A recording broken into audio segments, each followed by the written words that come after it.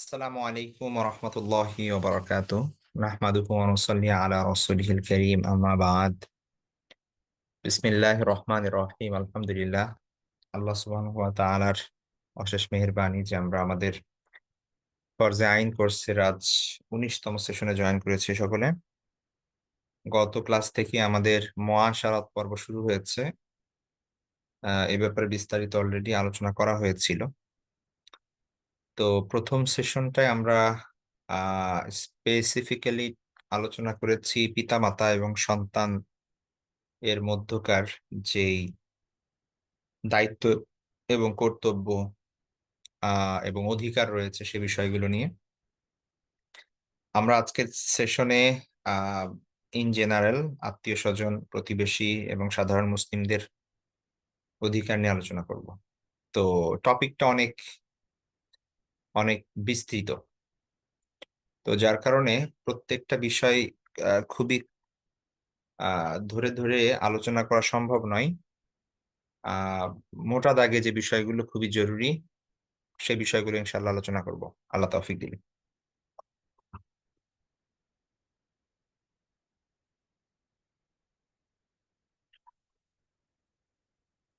গত ক্লাসে যে বিষয়গুলো ক্লাসের শুরুতে বলা হয়েছিল সেগুলো খুব ইম্পর্টেন্ট কিছু বিষয় ছিল, যেগুলো আমাদের আজকের ক্লাসের জন্য প্রযোজ্য। যে অধিকার এবং কর্তব্যের মাঝে যে সম্পর্ক, বলেছিলাম যে দুটি বিষয় মূলত একই মুদ্রার এপিঠ ওপিঠ। একজনের কর্তব্য বা রেসপন্সিবিলিটি মানেই হচ্ছে অন্যজনের সেটা রাইট। তো এই জন্য সেইটা আমরা আত্মীয় স্বজনের ক্ষেত্রে, প্রতিবেশীর ক্ষেত্রে বা সাধারণ মুসলিমদের ক্ষেত্রেও সেম জিনিস। তো আমাদের প্রথম যে বিষয়টা সেটা হচ্ছে আমরা সবাই এই বিষয়টা জানি যে হক্কুল ইবাদ যেগুলো, বান্দার হক যদি নষ্ট করা হয় তাহলে সাধারণত সেটার নিয়ম হচ্ছে যে বান্দার কাছে এই বিষয়টার হিসাব নিকাশ বা এইটার দায়িত্ব আল্লাহ সুবহানাহু ওয়া তাআলা দিয়ে দেন। অর্থাৎ যার হক নষ্ট করা হয়েছে তার সাথে বোঝাপড়া, তার কাছ থেকে ক্ষমা চেয়ে নিতে হবে বা তার সেই সমস্যা দূর করতে হবে, তার কষ্ট লাঘব করতে হবে। এই তার সাথে মীমাংসা করার পরে হচ্ছে আল্লাহ সুবহানাহু ওয়া তাআলার কাছে ক্ষমা চাইতে হবে। তো এইটা উম আপনি যদি কোনো মানুষের সাথে অন্যায় আচরণ করেন, কাউকে কষ্ট দেন বা কারো হক নষ্ট করেন, তাহলে এইটা আহ তার সাথে বোঝাপড়া না করে আল্লাহ সুবহানাহু ওয়া তাআলা সরাসরি আপনাকে ক্ষমা করবেন না। এটাই আমরা আহ, মানে কোরআন এবং সুন্নাহ থেকে সেই আন্ডারস্ট্যান্ডিংটাই আমরা পাই। সুতরাং আহ, হক্কুল ইবাদ অন্য সকল বিষয়ের থেকে খুবই খুবই একটু জটিল এবং সিরিয়াস বিষয়, তাই না? ধরেন একটা মানুষ সারা জীবনে রোজা রাখে নাই বা সারা জীবনে আল্লাহ সুবহানাহু ওয়া তাআলার যে হক সেগুলো সে ভালো করে পালন করে নাই, কিন্তু জীবনের একটা সময় গিয়ে, পড়ন্ত সময়ে গিয়ে, বৃদ্ধ বয়সে বা হচ্ছে যে যেই সময়ই হোক না কেন, একটা সময় তার অনুভব হয়েছে যে সে আসলে অনেক কি করেছে, পাপ করেছে, অন্যায় করেছে, তার আল্লাহর পথে ফিরে আসা দরকার। তো সে কি করলো যে আল্লাহর কাছে ক্ষমা প্রার্থনা করলো এবং কায় মনোবাক্যে আল্লাহর কাছে নিবেদন করলো, তার সকল ভুল ত্রুটির জন্য মাপ চাইলো, ক্ষমা চাইলো। তো এইটা, তার ভুল আল্লাহ যদি ক্ষমা করে দেন, ব্যাস, তার কিন্তু আর কোনো সমস্যা নেই। ঠিক আছে, সে তার বাকি জীবনটা যদি সঠিকভাবে সে আহ সঠিক ওয়েতে যদি সে কাটাতে পারে তাহলে তার সেই বিষয়গুলো, তার একটা সুন্দর সমাপ্তি সে আশা করতেই পারে। কিন্তু হক্কুল ইবাদের ব্যাপারগুলো কতটা জটিল আমরা যদি একটু চিন্তা ভাবনা করি। যে ধরেন আপনি যুবক বয়সে কাউকে ঠকিয়েছেন, যার সাথে পড়তেন, তার সাথে তাকে কষ্ট দিয়েছেন বা তার হক নষ্ট করেছেন, যার সঙ্গে এক মেসে থাকতেন বা হচ্ছে আপনার কোথাও থাকতেন, আপনার কলিগ বা কেউ, তাকে কষ্ট দিয়েছেন, বা রাস্তাঘাটে চলার সময় আপনার দ্বারা কারো হক নষ্ট হয়েছে। ঠিক আছে, আপনি এই যে যে মানুষগুলো হয়তোবা জীবনে কোনো কোনো ক্ষেত্রে তাদের সঙ্গে হয়তোবা আপনারা জীবনে দেখা হবে না বা আপনি জানেনও না, তাই না? ধরেন আপনি, একটা উদাহরণ দেই, সেটা হচ্ছে আপনি কোনো গাড়িতে উঠে সেই গাড়ির ভাড়া না দিয়ে নেমে গেলেন। এখন এটা তার প্রাপ্য হক আপনি নষ্ট করলেন, তাই না? এখন এই ব্যাপারগুলো কতটা জটিল যে এটা তো হক্কুল ইবাদের অন্তর্ভুক্ত, কিন্তু আপনি এটা কিভাবে সলভ করবেন, তাই না? তো এটা এটা খুবই জটিল বিষয় যে আপনি ধরেন শেষ বয়সে গিয়ে বা 10 বছর পরে গিয়ে 20 বছর পরে গিয়ে যখন আপনি অনুতপ্ত হয়েছেন, সেই সময় পর্যন্ত আপনি জানেনও না যে কত মানুষের হক আপনি নষ্ট করেছেন, কতজন আপনার দ্বারা অন্যায়ভাবে কষ্ট পেয়েছে। আর আহ মানে কে কোথায় আছে সব মানুষকে আপনি চিনেনও না। তো অনেকে হয়তো বা মারা গিয়েছে অলরেডি। তো এই যে যে বিষয়গুলো, সে মানে এই এই বিষয়গুলো হতে পারে যে অর্থনৈতিক বিষয়, অথবা হতে পারে যে কি বলে আমাদের আচার ব্যবহারের কোনো বিষয়, ঠিক আছে? তো যে কোনো বিষয় হোক না কেন, এই বিষয়গুলো খুব জটিল হয়ে যায় শেষ পর্যায়ে গিয়ে। তো আপনি কিভাবে এদের কাছ থেকে মাপ নিবেন? কিভাবে এদের কাছ থেকে আপনি আপনার অন্যায়গুলো, কারণ এটা তো আল্লাহ সুবহানাহু ওয়া তাআলা আ সেই বান্দার মাফের উপর আপনি ঝুলে থাকবেন। ঠিক আছে? আর হাদিসের মধ্যে সেই ব্যাপারগুলো সুস্পষ্টভাবে বর্ণিত হয়েছে। গত ক্লাসে আমরা আলোচনা করেছি যে আল্লাহ রাসূল সাল্লাল্লাহু আলাইহি ওয়াসাল্লাম সুস্পষ্টভাবে সেই বিষয়গুলো বলেছেন যে, "তোমরা এই পৃথিবীতে মানে যেই সমস্যাগুলো আমরা করেছি বা যেই মানুষের হকের সাথে সম্পৃক্ত যে বিষয়গুলো, সেই বিষয়গুলোর ব্যাপারে আল্লাহ রাসূল সাল্লাল্লাহু আলাইহি ওয়াসাল্লাম বলেছেন হাদিসের মধ্যে যে, তোমরা আ কিয়ামতের দিন সেই সময়ে কোন ধরনের ইয়া থাকবে না। মানে কি বলে আপনার আ কারো কাছে সেই সময় কোন টাকা-পয়সা থাকবে না। যে আপনি টাকা-পয়সা দিয়ে তাকে মাফ করে দিবেন। মানে মাফ নিয়ে নিবেন। তাই না? তো সেই সময় কোন দিনার থাকবে না, দিরহাম থাকবে না। সহিহ বুখারীর হাদিস যে কেউ যদি কোন ভাইয়ের উপর অন্যায় করে থাকে, অত্যাচার করে থাকে, তাহলে সে যেন তার মৃত্যুর আগে বা নেকি কর্তনের আগেই সে যেন মাফ চেয়ে নেয়। কারণ কিয়ামতের দিন এই আপনার যেই ভালো আমলনামা, সেই আমলনামা থেকে আপনার যেই আপনি রাতে তাহাজ্জুদ করেছেন, রোজা রেখেছেন, নফল সিয়াম আদায় করেছেন, ফরজ আদায় করেছেন, এই সকল সওয়াব এই যার, যার হক আপনি নষ্ট করেছেন, এই দুনিয়াতে তাদের কাছ থেকে আপনি মাফ চেয়ে নেন নাই বা হচ্ছে এটা সমাধান করে নেননি। তো সেগুলো কিন্তু তাদেরকে দিয়ে দিতে হবে। ঠিক আছে? আর আপনার দিতে, দিতে যদি এমন একটা অবস্থা হয় যে আমাদের আমলনামার আ আ শেষ হয়ে গিয়েছে, আমাদের ভালো কাজের সব যে ব্যাংক ছিল সেটা ফুরিয়ে গিয়েছে। তো তাদের যে গুনাহ সেগুলো আপনার মাথায় নিতে হবে। তো আ কতটা দুঃখজনক বিষয় এটা। এবং সহিহ মুসলিমের হাদিস আছে, আল্লাহ রাসূল সাল্লাল্লাহু আলাইহি ওয়াসাল্লাম বলেছেন যে, আমার উম্মতের মধ্যে সবথেকে নিঃস্ব সেই ব্যক্তি যে দুনিয়া থেকে সালাত, সাওম, যাকাত এই সব কিছু আদায় করে এই দুনিয়া ত্যাগ করে হাসরের ময়দানে উপস্থিত হবে এবং তার সঙ্গে এই আমলের সাথে আরো অনেক লোক আসবে, যাদেরকে কাউকে সে গালি দিয়েছে, কাউকে অপবাদ দিয়েছে, কারো সম্পদ গ্রাস করেছে, কাউকে সে হত্যা করেছে, কাউকে সে অন্যায়ভাবে প্রহার করেছে। তো এই যে যাদের হক সে বিভিন্নভাবে নষ্ট করেছে, ওইসব পাওনাদারকে এই যে ব্যক্তির যে সালাত, সাওম, যাকাত, সাদাকা অন্যান্য সকল ভালো কাজের যে আমল ছিল, এগুলো দিয়ে ওই লোকদের হক পরিশোধ করা হবে তার নেকি থেকে। এবং এভাবে পরিশোধ করতে, করতে, করতে, করতে যদি তার নেকি শেষ হয়ে যায়, তখন ওই লোকজনের পাপ এই ব্যক্তির উপর চাপিয়ে দেওয়া হবে এবং তাকে জাহান্নামে নিক্ষেপ করা হবে। সহিহ মুসলিমের হাদিস। তো এ ব্যাপারে এটা এটা এমন জটিল বিষয় যে আমাদের মানে খুবই সতর্ক থাকতে হবে আমাদের। খুবই সতর্ক থাকতে হবে যে যেন কোনো মানুষের সাথে কোনো মানুষ হোক বা হচ্ছে প্রাণী হোক, এই ধরনের কোনো বিষয় তাদের কোনো রাইট যেন ভায়োলেট না করি আমরা। ঠিক আছে? কোনোভাবে, কোনো ওয়েতে। সেটা অর্থনৈতিক হোক বা হচ্ছে অন্য কোনো ওয়েতে হোক। তো এটা খুব গুরুত্বপূর্ণ বিষয়। এই ব্যাপারটা আমরা আলহামদুলিল্লাহ জানি সবাই, হ্যাঁ? তারপরেও রিমাইন্ডার দেওয়া। ২য় বিষয় যেটা সেটা হচ্ছে যে গত ক্লাসে কিছুটা বলেছি যে আমরা সকলেই যদি আলাদাভাবে আপনাদেরকে যদি ইন্টারভিউ নেওয়া হয়, একেকজন করে জিজ্ঞেস করা হয়, তো আমাদের সকলেরই অভিযোগ যে আপনি ভালো থাকতে চান, আপনি ভালো সম্পর্ক রাখতে চান। কিন্তু আত্মীয়স্বজন কেউ এরকম, কেউ এরকম। ঠিক আছে? অনেকে বলেন যে একলা কি আর ভালো থাকা যায়? একলা কি আর সম্পর্ক রাখা যায়? ঠিক আছে? তো সবার কিন্তু এই অভিযোগ। তাহলে আমাদের প্রত্যেকের যদি এই অভিযোগ থাকে যে আমরা সবাই নিজেরা ভালো থাকতে চাই, নিজেরা সম্পর্ক রাখতে চাই, কিন্তু অন্যের কারণে আমরা সম্পর্ক রাখতে পারি না। তাহলে সে অন্যটা কে? ব্যাপারটা বোঝার বিষয় আছে এখানে। ঠিক আছে? একটু চিন্তা করি আমরা যে তাহলে এই অন্যটা কে? আপনার আশেপাশে যারা থাকে তারা আপনার প্রতিবেশী। আবার ওই লোকদের প্রতিবেশী আপনি। ঠিক আছে? তো এরকম প্রত্যেকটা ইন্ডিভিজুয়ালের আলাদা প্রতিবেশী আছে। এখন আহ, আপনাকে যদি জিজ্ঞেস করা হয়, আপনি বলবেন যে আমি তো চাই যে প্রতিবেশীর সাথে সম্পর্ক রক্ষা করলে ভালো থাকতে, বা হচ্ছে তাদের সাথে ভালো ব্যবহার করতে, কিন্তু এরা এরকম, ওরই সমস্যা, ওরই সমস্যা, ওরই সমস্যা। 1 লাখের ভালো থাকা যায়, 1 লাখের সম্পর্ক বজায় রাখা যায়, ঠিক আছে?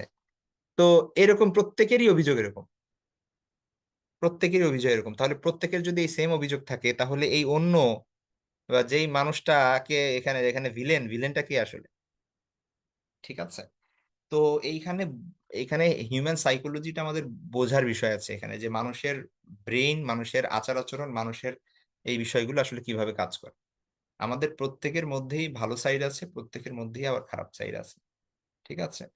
তো যখন আপনি নিজেকে ডিফেন্স করেন, তখন আপনি ওই আপনার ভালো সাইডটার কথা সবসময় চিন্তা করেন, কিন্তু আপনার কিছু নেগেটিভ সাইড আছে। আবার যখন আপনি আরেকজনের বদনাম করেন বা আরেকজনের কথা বলেন যে ও এরকম এরকম, তখন শুধু ওর নেগেটিভ সাইডটাই আপনি দেখেন।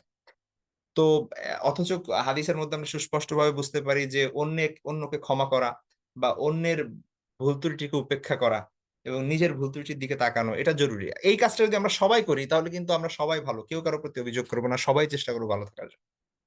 ঠিক আছে। তো এই বিষয়গুলো মূল সমস্যা যেটা, সেটা হচ্ছে যে সচেতনতার অভাব, কোরআন হাদিস বা দ্বীনের সঠিক জ্ঞানের অভাব, এগুলোর যে কনসিকুয়েন্স বা পরিণতি, সেগুলোর জ্ঞানের অভাব, ঠিক আছে?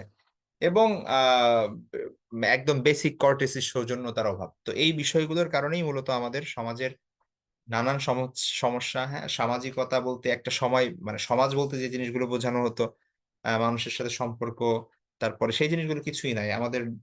শহুরে জীবনে তো আরো নাই এই জিনিসগুলো, ঠিক আছে?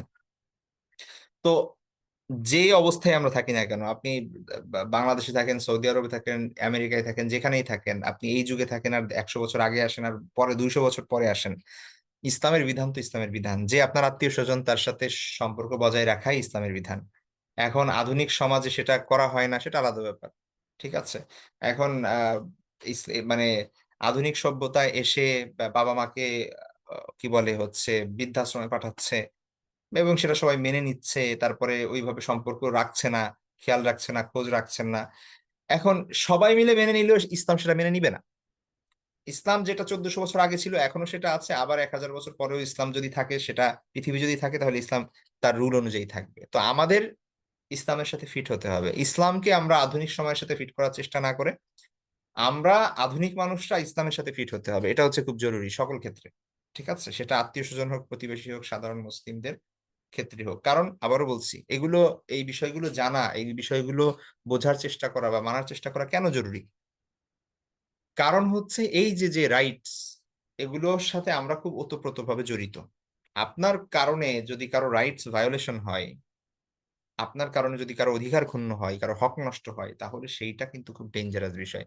এই ব্যক্তি যতক্ষণ পর্যন্ত না আপনাকে মাফ করবে, আল্লাহ আপনাকে মাফ করবেন না, বরং কিয়ামতের দিন আপনার আমলতামা থেকে এটার কড়াই গন্ডায় হিসাব বুঝিয়ে দিতে হবে তাকে। তো এটা খুব সিরিয়াস বিষয়। আল্লাহ সুবহানাহু ওয়া তাআলা আমাদেরকে মানে তৌফিক দেন, আমরা যেন এই বিষয়গুলো যথাযথভাবে পালন করে চলতে পারি। কারো হক নষ্ট করা অবস্থায় যেন আল্লাহ আমাদের এই পৃথিবী থেকে না নেন, এই দুনিয়ায় যেন সবকিছুর বোঝাপড়া হয়ে যায়, ঠিক আছে? আদারওয়াইজ খুব ভয়াবহ পরিণতি ভোগ করতে হবে আমাদের। আমরা তো মনে করলাম যে আমি তো সারা জীবন তাহাজ্জুদ নামাজ পড়ে আসছি, সারা জীবন নফল নামাজ পড়ে আসছি, কোনোদিন আমি পর্দা ছাড়ি নাই, কোনোদিন আমি ফরজ নামাজ ছাড়ি নাই, নিজের প্রতি অনেক সুধারণা। কিন্তু আপনি কারো গীবত করেছেন, কারো মনে কষ্ট দিয়েছেন অন্যায় ভাবে। তো এই বিষয়গুলো কিন্তু কিয়ামতের দিনে দেখবেন যে সেটা খুব ভয়াবহ রূপ ধারণ করবে। তো এটা এটা খুব সিরিয়াস ইস্যু। যাই হোক, আমরা আমাদের মূল আলোচনায় চলে যাই। আজকে আমাদের ক্লাসে থাকছে আত্মীয়তার সম্পর্ক, আত্মীয় স্বজনের অধিকার, সম্পর্ক রক্ষার গুরুত্ব, সম্পর্ক রক্ষার উপায়, সম্পর্ক ছিন্ন করার পরিণতি, আহ সম্পর্ক না থাকার নিদর্শন, প্রতিবেশীর অধিকার, সাধারণ মুসলমানের অধিকার। তো মেইনলি বড় একটা অংশ আত্মীয় স্বজন সম্পর্কিত, এবং তারপরে প্রতিবেশী এবং সাধারণ মুসলমান সংক্রান্ত। তো আত্মীয় স্বজন বলতে আমরা কি বুঝি, এটা খুব বেশি ডিসকাস করার কিছু নেই। আরবিতে আল্লাহ সুবহানাহু ওয়া তাআলা কোরআনের মধ্যে এবং বিভিন্ন জায়গায় উল্লেখ করেছেন যে শব্দ, সেটা হচ্ছে যুর রহিম, ঠিক আছে? রহ রহামিম, এই যে রহিম শব্দ, আরবিতে আমরা জানি যে রহমান, রহিম, ঠিক আছে, এই যে শব্দগুলো, এই শব্দগুলোর দ্বারা অর্থ জানি দয়ালু বা হচ্ছে মানে গ্রেশাস, কাইন্ড, এটা বোঝায় আর কি, হ্যাঁ। তো সেই শব্দ ওই রহমান, রহিম, রহমত, এই শব্দগুলো যেখান থেকে এসেছে, একটা মিনিট, আপনারা একটা মিনিট অপেক্ষা করেন।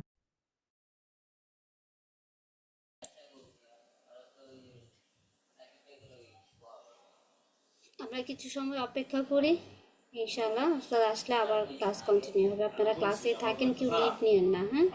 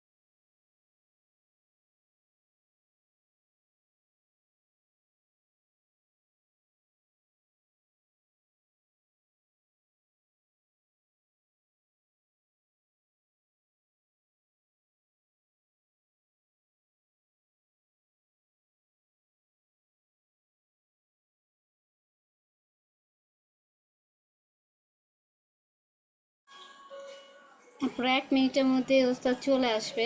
ওনার হচ্ছে পিসির কানেক্ট চলে গেছে, এটাকে কানেক্টেড করার চেষ্টা করতেছে।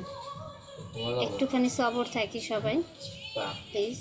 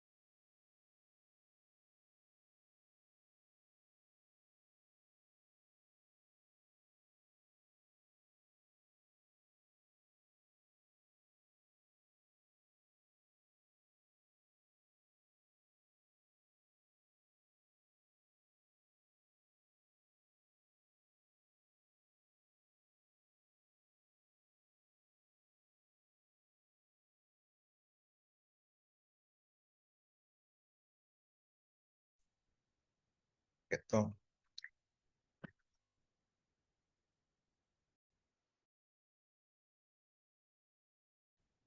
তো আমরা বলছিলাম যে আত্মীয়তার জন্য, আত্মীয়তার সম্পর্কের যে বিষয়, এখানে আল্লাহ সুবহানাহু ওয়া তাআলা আহ রহমত শব্দ, বা এই যে যে রহমত শব্দ থেকে রহমান এবং রহিম শব্দ, এই সেম মূল অক্ষর বা মূল বর্ণ থেকেই কিন্তু এই রহিম শব্দ, হ্যাঁ, মূলত এই রহিম থেকেই রহমান এবং রহমত বা রহিম শব্দগুলো এসেছে। তো স্কলার বলেন যে এগুলোর মানে হচ্ছে যে আত্মীয় স্বজনের মধ্যে পারস্পরিক দয়া থাকা, অনুগ্রহ থাকা, পরস্পরের প্রতি সহানুভূতিশীল হওয়া, এটা ন্যাচারাল একটা বিষয়। যেহেতু ন্যাচারাল একটা বিষয়, দয়া, এই জন্য এটাকে যু রাহিম বলা হয়। তো আত্মীয়তার সম্পর্ক, সেটা রক্তের বা বংশীয় সম্পর্ক হতে পারে, অর্থাৎ পিতামাতা, দাদা দাদি, ভাই বোন, চাচা চাচি, এরকম যারা আছে। আর বৈবাহিক সম্পর্কীয় হতে পারে, যেমন শ্বশুর শাশুড়ি, এরকম। তো আত্মীয় সম্পর্ক রক্ষার ব্যাপারে আমরা যদি কোরআনে দেখি, তাহলে অসংখ্য জায়গায় আল্লাহ সুবহানাহু ওয়া তাআলা বলেছেন, এবং আল্লাহ রাসূল সাল্লাল্লাহু আলাইহি ওয়াসাল্লাম সে ব্যাপারে বলেছেন। আল্লাহ সুবহানাহু ওয়া তাআলা কোরআনে বলেন, ওয়াবুদুল্লাহা ওয়া লা তুশরিকু বিহি শাইআ। সর্বপ্রথম মানুষের যে দায়িত্বগুলো আল্লাহ সুবহানাহু ওয়া তাআলা যেখানে দায়িত্ব বুঝিয়ে দিচ্ছেন মানুষদের, তো সেখানে তিনি বলছেন যে এক আল্লাহর ইবাদত করো, ওয়ালা তুশরিকি বিহি শাইআ, এবং আল্লাহর সঙ্গে কাউকে শরীক করো না। ওয়াবিল ওয়ালিদাইনি ইহসানা, এবং সদাচরণ করতে বলা হয়েছে বাবা মার সাথে, পিতামাতার সাথে সদ্ব্যবহার করো। তো এই পিতামাতার সাথে আরো যে শব্দগুলো আল্লাহ সুবহানাহু ওয়া তাআলা এখানে নিয়ে এসেছেন, সেগুলো হচ্ছে ওয়াবি যিল কুরবা। যিল কুরবা মানে হচ্ছে আত্মীয় স্বজন, নিকটাত্মীয় যারা আছেন। ইয়াতামা, এতিম, মাসাকিন, মিসকিন, ওয়াল জারি যিল কুরবা, যেই নিকট প্রতিবেশী যারা, ওয়াল জারিল জুনুব, এবং যারা হচ্ছে দূর প্রতিবেশী, ওয়াসাহিবি বিল জাম, সঙ্গী সাথী, কোথাও যাওয়ার সময় যে পাশে যিনি থাকেন, কারোর সঙ্গে যদি সফর করা হয় সেই সফর সঙ্গী, অথবা বাসে আমরা বসলাম, পাশের সিটে যে বসছে তিনিও। ওয়াবনি সাবিল, মুসাফির, ওয়ামা মালাকাত আইমানুকুম, এবং দাস দাসী। আল্লাহ বলছেন যে এদের সকলের সাথে সুন্দর ব্যবহার করা, ভালো ব্যবহার করা, সৎ ব্যবহার করা নিশ্চিত নিশ্চিত করতে হবে আমাদের। ইন্নাল্লাহা লা ইউহিব্বু মান কানা মুখতালান ফাখুরা। আর আল্লাহ সুবহানাহু ওয়া তাআলা দাম্ভিক, অহংকারীদের পছন্দ করেন না। তো এটার সাথে দাম্ভিকতা বা অহংকারের সম্পর্ক কি? তো এর দ্বারা বোঝা যায় যে যারা আত্মীয় স্বজনের সাথে সৎ ব্যবহার করে না বা মানুষের সাথে ভালো ব্যবহার করে না, এইটার রিজন হচ্ছে এরা দাম্ভিক হয় এবং অহংকারী হয়। তাদের অহংকার এবং দাম্ভিকতার দরুন তারা হচ্ছে মানুষের সাথে সদাচরণ করতে পারে না। ঠিক আছে, নিজেদেরকে বড় মনে করে এবং অন্যদের ছোট চোখে দেখে। তো যখনই মানুষের মধ্যে এই স্বভাব চলে আসবে যে নিজেকে বড় মনে করা, নিজেকে ভালো মনে করা অন্যদের থেকে, তখনই তার যে কোনো সম্পর্কের ক্ষেত্রে সমস্যা সৃষ্টি হবে। ঠিক আছে, হাজবেন্ড ওয়াইফ থেকে শুরু করে প্রত্যেকটা সম্পর্কের ক্ষেত্রে এমন। ঠিক আছে, আমার মানে কোনো হাজবেন্ড যদি চিন্তা করে যে আমি যেই, আমার যেই স্ট্যাটাস, বা আমার যেই কি বলে টাকা পয়সা, বা আমার যে সৌন্দর্য, চেহারা, বংশমর্যাদা ইত্যাদি, সেই অনুযায়ী আমার ওয়াইফ ভালো হয় নাই, তার মনে এই চিন্তা ধারণা যখন থেকে আসবে তখন থেকে তার সমস্যা, সংসারে সমস্যা শুরু হবে। বা কোনো ওয়াইফ যদি মনে করে যে আমি আমার যেই লেখাপড়া, আমার যেই বংশ, আমার যেই মর্যাদা, আমার যেই স্ট্যাটাস, আমার যে সৌন্দর্য, এই অনুযায়ী আমার স্বামী, মানে আমি আসলে ভালো হয় নাই, মনে এই চিন্তা আসার সাথে সাথেই তখন থেকেই ঝামেলা শুরু হবে। কারণ এটাই অহংকার, নিজেকে বড় মনে করা, তাকদীরের প্রতি সন্তুষ্ট না হয়ে বরং ঠিক আছে, সে যেটা বিয়ের আগে হওয়ার কথা ছিল এই চিন্তা ভাবনা, কিন্তু বিয়ের পরে আর এই জিনিসগুলো কিন্তু করার সুযোগ নাই। তো এরকম প্রত্যেক ক্ষেত্রেই, ঠিক আছে, যখন মানুষ নিজেকে বড় মনে করবে, অহংকার করবে বা দাম্ভিকতা দেখাবে, সেই সময় থেকেই মূলত তার আত্মীয় স্বজন বা প্রত্যেকটা সম্পর্কের মধ্যে ফাটল তৈরি হওয়ার শুরু হয় সেই সময় থেকে। তো এই জন্য আল্লাহ সুবহানাহু ওয়া তাআলা এই আয়াত থেকে আমরা সেটা বুঝতে পারি যে আল্লাহ সুবহানাহু ওয়া তাআলা প্রথমে বলেছেন যে তোমরা আহ বাবা মা, আত্মীয় স্বজন, তারপরে এরকম যারা আছে এই সকল মানুষের সাথে সদ্ব্যবহার করবে। নিশ্চয় আল্লাহ সুবহানাহু ওয়া তাআলা দাম্ভিক, অহংকারীকে পছন্দ করেন না। তার মানে কি? তার মানে হচ্ছে যারা সদ্ব্যবহার করবে না, যারা দাম্ভিকতা করবে, বরং অহংকারী হবে, তাদেরকে আল্লাহ পছন্দ করেন না। তো তারপরে আরো আমরা দেখি যে আহ আল্লাহ সুবহানাহু ওয়া তাআলা কোরআনে বলছেন সূরা রাদ, ওয়াল্লাযীনা ইয়াসিলুনা মা আমারাল্লাহু বিহি আইয়ুসালা ওয়া ইয়াখশাউনা রাব্বাহুম ওয়া ইয়াখাফুনা সুআল হিসাব। আল্লাহ সুবহানাহু ওয়া তাআলা মানে মুত্তাকিদের এবং মুমিনদের গুণ বর্ণনা করতে গিয়ে তিনি বলছেন ওয়াল্লাযীনা ইয়াসিলুনা মা আমারাল্লাহু বিহি আইয়ুসালা। আল্লাহ সুবহানাহু ওয়া তাআলা যে সম্পর্ক অক্ষুণ্ণ রাখতে বলেছেন, সম্পর্ক অটুট রাখতে বলেছেন, যারা আল্লাহর এই আদেশ রক্ষা করে অর্থাৎ সম্পর্ক রক্ষা করে। ঠিক আছে, যারা ইয়াসিলুনা মানে হচ্ছে সম্পর্ক রক্ষা করা, মিলিয়ে রাখা, অক্ষুণ্ণ রাখা, ঠিক আছে, অটুট রাখা। তো যারা অক্ষুণ্ণ রাখে মা আমারাল্লাহু বিহি আইয়ুসালা, যে সম্পর্ক আল্লাহ নির্দেশ দিয়েছেন অক্ষুণ্ণ রাখতে, এটা হচ্ছে প্রথম গুণ। দ্বিতীয় হচ্ছে ওয়াখশাউনা রব্বাহুম, তাদের রবকে তারা ভয় করে। আর 3 নম্বর বলা হয়েছে ওয়াখাফুনা সুআল হিসাব, এবং তারা আহ হিসাবকে ভয় করে, বিচার দিবসে যে তাদেরকে হিসাবের সম্মুখীন হতে হবে সেই হিসাবকে তারা ভয় ভয় করে। তো এই 3টা গুণ, এটা হচ্ছে যারা মুত্তাকি, মুমিন, প্রকৃত আল্লাহর প্রতি বিশ্বাসী, তাদের গুণ এটা, এগুলো। পক্ষান্তরে আল্লাহ সুবহানাহু ওয়া তাআলা বলছেন যে আহ আমরা দেখি যে আল্লাহ সুবহানাহু ওয়া তাআলা আহ যেখানে বলছেন যে বনী ইসরাইলদেরকে যে তোমরা কি করবে, আল্লাহ সুবহানাহু ওয়া তাআলা বলছেন যে যদি তোমাদেরকে বনী ইসরাইলকে আমি কি করেছিলাম, আহ আহ, বনী ইসরাইলকে আমি বলেছিলাম যে ফাহাল আসাইতুম ইন তাওয়াল্লাইতুম আন তুফসিদু ফিল আরদি ওয়া তুকাত্তিউ আরহামাকুম, যে তোমাদেরকে যদি আমি কি করি, না, এটা হচ্ছে আল্লাহ সুবহানাহু ওয়া তাআলা মুনাফিকদেরকে বলছিলেন, সাধারণ মানুষ যারা হচ্ছে আল্লাহর অবাধ্য তাদেরকে বলছিলেন যে তোমাদেরকে যদি আমি কি করি, মানে আধিপত্য দেই পৃথিবীতে, যদি তোমাদেরকে আমি রাজত্ব দেই বা ক্ষমতা দেই, তাহলে ফাহালা আসাইতুম, তোমরা কি আহ আল্লাহর অবাধ্য হবে, আনতুফসিদু ফিল আরদ, জমিনের মধ্যে ফাসাদ ফাসাদ সৃষ্টি করে, ওয়াতুকাত্তিউ আরহামাকুম, এবং আত্মীয়র যে বন্ধন, আত্মীয় স্বজনের যে সম্পর্ক সেগুলো ছিন্ন করে।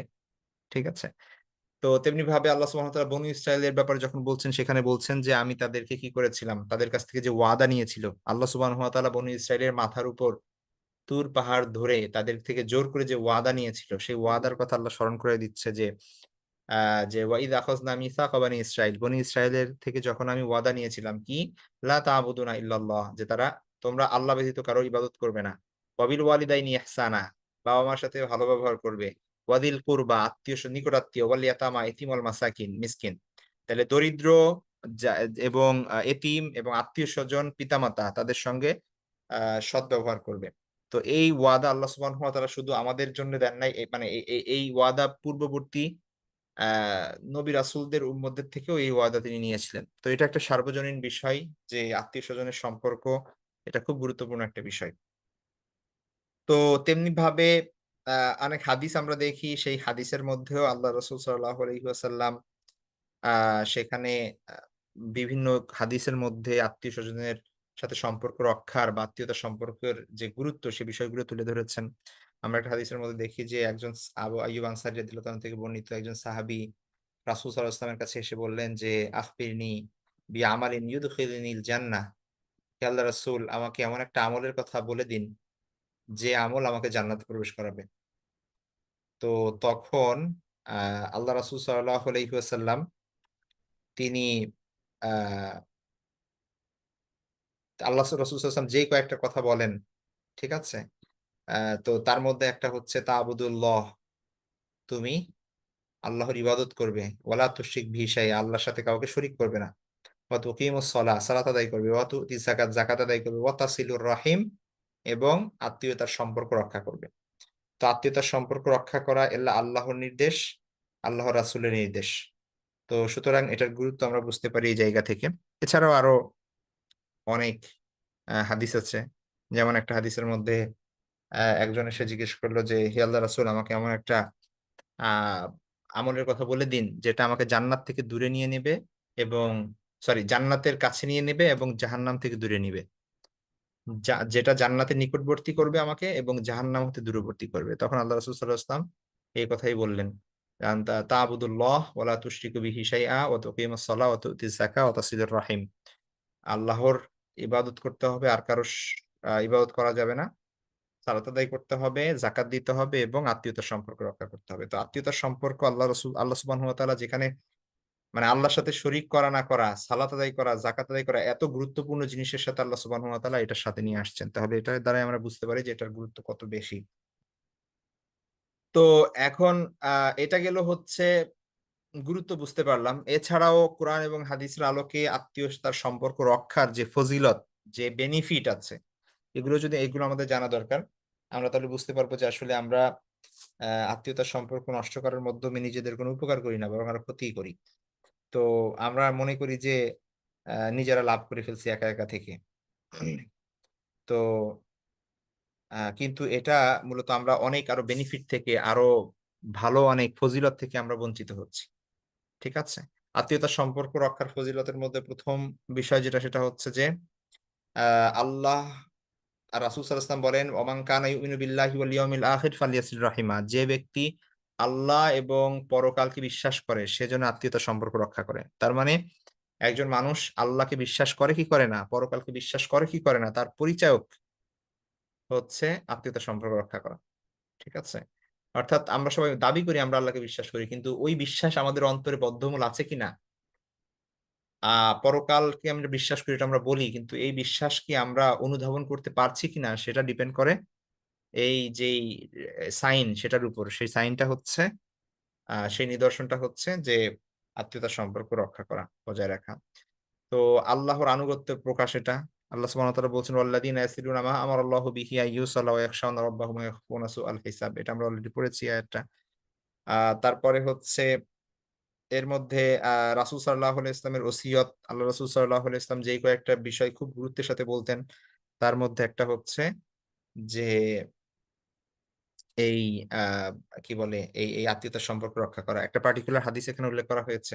আবু যর গিফারি রাদিয়াল্লাহু তাআলা হতে বর্ণিত যে একবার আল্লাহ রাসূল সাল্লাল্লাহু আলাইহি ওয়াসাল্লাম তাকে কয়েকটা উপদেশ দেন। খুব গুরুত্বপূর্ণ কিছু উপদেশ দেন। তো তার মধ্যে যে বিষয়গুলো তিনি বলেন আ সেগুলো হচ্ছে যে আল্লাহ আনজুরা ইলা মান হুয়া ফাওকি ওয়া আন আনজুরা ইলা মান হুয়া দুনি। যে আমি যেন আমার উপরে যারা আছে তাদের দিকে যেন আমি না তাকাই। সম্পদের দিক থেকে, সৌন্দর্যের দিক থেকে বা হচ্ছে দুনিয়ার প্রভাব প্রতিপত্তির দিক থেকে। আম উম উপরের দিকে যখন আমরা তাকাবো যে আমার উপরে যে আছে তখন আর মানুষ সুখী হতে পারবে না। কেউই সুখী না তাহলে। সবাই মনে করবে যে আমি তো গরিব। কারণ তার উপরে তো বড়লোক আছে। কারো ৫ তলা বিল্ডিং থাকলে সে তার পাশের বিল্ডিংটা যে ১০ তলা সে তো এইজন্য আক্ষেপ করবে যে হায়, হায় আমার তো ১০ তলা না কেন? আবার যার ১০ তলা বিল্ডিং আছে সে পাশের বিল্ডিং যে তার ২০ তলা সে ওটা দেখে আক্ষেপ করবে। তো এরকম উপরের দিক যখনই আমরা তাকাবো প্রত্যেকটা ক্ষেত্রে তো সেইটাই হচ্ছে মূলত আমাদের আম সমাজে স্যাটিসফ্যাকশন না থাকার কারণে, না থাকার যে একটা কারণ সেটা হচ্ছে এটা সবথেকে বড় কারণ। তো আল্লাহ রাসূল সাল্লাল্লাহু আলাইহি ওয়াসাল্লাম তাকে যে ১ম নির্দেশটা করেন সেটা হচ্ছে যে, আমি যেন উপরের দিকে না তাকিয়ে নিচের দিকে তাকাই। ঠিক আছে? আমি যেন মানুষের দুঃখ কষ্ট দেখি যে মানুষ তো আমার থেকে কত আরো দুঃখে আছে, কষ্টে আছে। তো তারপরে যেটা বললেন সেটা হচ্ছে ওয়া আওসানি বিহুব্বিল মাসাকিন এবং যে দরিদ্র যারা তাদের যেন আমি ভালোবাসি। ঠিক আছে? তাদের প্রতি যেন আমি দয়া প্রদর্শন করি এবং তাদের নিকটবর্তী ওয়াদুনুবি মিনহুম তাদের নিকটবর্তী হতে দরিদ্র অসহায়দের নিকটবর্তী হতে তাদেরকে ভালোবাসতে নির্দেশ দেন রাসূল সাল্লাল্লাহু আলাইহি ওয়াসাল্লাম। ওয়া আওসানি আন আসিলা রহিমি ওয়া ইন আদবারাত এবং লাস্টের যে বিষয়টা সেটা হচ্ছে আত্মীয়তার সম্পর্ক রক্ষা করি যেন আমি। আমার আত্মীয়স্বজন যারা আছে তাদের সাথে যেন আমি ভালো সম্পর্ক বজায় রাখি। ওয়া ইন আদবারাত এটা ইম্পোর্টেন্ট। ওয়া ইন আদবারাত মানে যদিও তারা পৃষ্ঠ প্রদর্শন করে অর্থাৎ আত্মীয়স্বজনরা খারাপ ব্যবহার করে, তারা দূরে চলে যায়, তারা দূরে সরে যায়। আমাদের সবার কমপ্লেইন যেটা। ঠিক আছে? সেটা হচ্ছে যে আমি তো ভালো থাকতে চাই, আমি তো সম্পর্ক রাখতে চাই, আমি তো এই করি সেই করি কিন্তু আ অন্যরা করে না। অন্যরা না করলেও করতে হবে। ঠিক আছে? অন্যরা না করলেও করতে হবে। তো এটাই ওয়া আওসানি আন আসিলা রহিমি ওয়া ইন আদবারাত। আত্মীয়স্বজনরা যদি পৃষ্ঠ প্রদর্শন করে, তারা যদি আমাকে উপেক্ষা করে, খারাপ ব্যবহার করে, তারপরেও তাদের সঙ্গে ভালো সম্পর্ক রক্ষা করা। এটা আল্লাহ রাসূল সাল্লাল্লাহু আলাইহি ওয়াসাল্লাম তাকে উপদেশ দেন। আল্লাহর নিকট অন্যতম একটি প্রিয় আমল এটি। তারপরে যেহেতু সময় সংক্ষিপ্ত, খুব দ্রুত যাই। বয়স এবং রিজিক বৃদ্ধির উপায় খুব গুরুত্বপূর্ণ একটা বিষয়। আল্লাহ রাসূল সাল্লাল্লাহু আলাইহি ওয়াসাল্লাম বলেছেন, মান সাররাহু আইয়ুব সাতালাহু বিহি ফি রিজকি ওয়া আইয়ুনসা আলাহু ফি আসারি ফালিয়াসিল রাহিমা। কেউ যদি চায় যে তার জীবিকা প্রশস্ত হোক, তার হায়াতে আল্লাহ বারাকা দিন দেখ, তাহলে সে যেন আত্মীয় স্বজনের সাথে ঘনিষ্ঠ সম্পর্ক বজায় রাখে। ঠিক আছে। তো উল্টা আমরা মনে করি যে হয়তো আত্মীয় স্বজন আসলে আমাদের টাকা পয়সা কমে যাবে, আত্মীয় স্বজনের সম্পর্ক রাখতে গেলে অনেক খরচ হয়ে যাবে। ঠিক আছে। অথচ এটা সম্পূর্ণ শয়তানের প্ররোচনা। কোরআন আল্লাহ রাসূল সাল্লাল্লাহু আলাইহি ওয়াসাল্লাম বলছেন যে, আরেকটা হাদিসে আছে, মান আহাব্বা ইউবসাতালাহু ফি রিজকি ওয়া ইউনসালাহু ফি আসারি ফালিয়াসির রাহিমা। যে ব্যক্তি চায় যে তার জীবিকা প্রশস্ত হোক এবং তার রিজিক বৃদ্ধি হোক, তার আয়ু বৃদ্ধি হোক, তাহলে সে যেন আত্মীয় স্বজনের সাথে উত্তম আচরণ করে। তো তারপরে